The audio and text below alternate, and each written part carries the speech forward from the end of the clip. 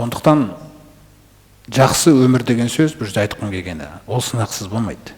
Кімге Алла тағала жақсылық қаласа, жазасын осы дүниеде орындатады.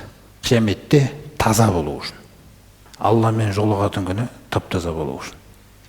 Сосын міндетті түрде адам күнә жасап жүрген адам болуы да шарт емес, басына сынақ келген кезде. Ол оның дәрежесіне байланысты келуі мүмкін. Өзінің сұрап жүрген нәрсесі үлкен болуы мүмкін Алланың қасында. Ал ол үлкен нәрсеге мына амалдарымызбен жете алмай жатырмыз. Сондықтан оны жеткізу керек. Сол үшін Алла тағала бір сынақтар береді. Бағанағы жақсы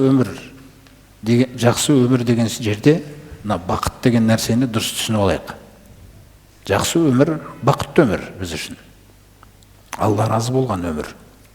Бұны жақсы түсініп алайық деп жатқан себебім, өйткені бүгін әлеуметтік желіде өмірді, неше түрлі нәрселерді үйретіп жатқан адамдар көп. Сондықтан солар неше түрлі үйретіп жатқан кезде араласып кетуі мүмкін санаңызда Құранмен солардың үкімдері. Сөйтіп, қайсысы бақыт, қайсысы бақытсыздық деп шатысып қалуымыз мүмкін. Біз пайғамбарымыз саллаллаху алейхи вассаламға қарайық. Пайғамбарымыздың өмірі ең бақытты өмір екеніне келісесіздер ғой. Ең таза өмір екендігіне, Алла разы болған ең жақсы өмір екендігіне. Енді оны дүниені үйрететіндердің стандартымен қарайтын болсаң, пайғамбарымыз саллаллаху алейхи вассалам ата-анасынан жетім қалған. Олардың өлшемдеріне келмейді ғой. Көрдіңіз ба? Пайғамбарымыз қой баққан. Мына жақта өлшемдерде, ана қой баққандардың басы демейді. Пайғамбарымыз қой баққан. Оның өзінің керемет пайдалары бар. Өз алдына бір үлкен дәріс, қой бағудың пайдасы. Неге пайғамбарлардың көбісі қой баққан? Ойлаңыз. Одан кейін осы Құран түскенге дейін біздің ішіміздегі ең аманатты шыншыл жан деп сөйлейді. Бүкіл Мекке пайғамбарымыз көшеде келатқанда осылай қарсы алады. Шыншылымыз келе жатыр ғой, ең сенімдіміз келе жатыр ғой деп. Үлкен де, кіші де, енді адам бұл сөзге де үйренді ғой, дұрыс па? Одан кейін осы Құранды сөйлеп бастаған кезде жаңағы екі сөзді мүлде айтпайтын болды олар. Оның орнына ауыр сөздер айтты. Ойлаңызшы, күніге пайғамбарымыз: "Ей адамдар, Алладан басқаға ғибадат қылмаңдар, кешірім сұраңдар Раббыларыңнан, тәубемен оралыңдар" деп айтып отқан кезде, ана жақта бір "ей жынды" дейді біреу. "Ей өтірікші" дейді, "ей сиқыршы" дейді. Өмір бақи осындай сөздерді естіген адам. Бүгінгі адамдардың санасында бұл бақыт па? Сондықтан нәпсімен қаралып жатыр ма бұл жаққа, көрдіңіз бе? Иманмен қаралып жатыр ма мәселе?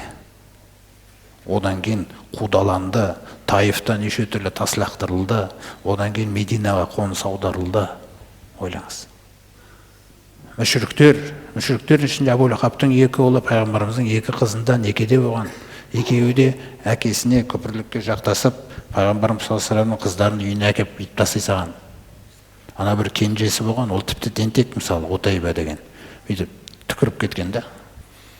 Ал Аллаға ең жақын адаммен мұндай болмау керек сияқты ғой. Көрдіңіз ба? Сондай-ақ пайғамбарымыз саллаллаху алейхи вассаламның кішкентай ұлдары.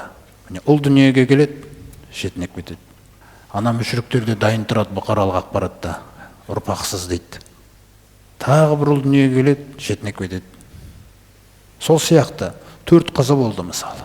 Ойлаңызшы, 4 қызының 3-еуі денсаулықтары мысалы ауырды, сырқаттады.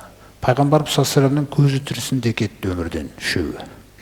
Немесе Фатиманың өзі пайғамбарымыз саллаллаху алейхи вассалам өмірден озғаннан кейін бір жарты жылдан кейін кетті. Қарап тұрсаңыз. Одан кейін Айша анамыз айтады: "Біз апталап от жақпайтын күндер болған" дейді. Тамақ жоқ. Көрсек қандай нәрсе бар.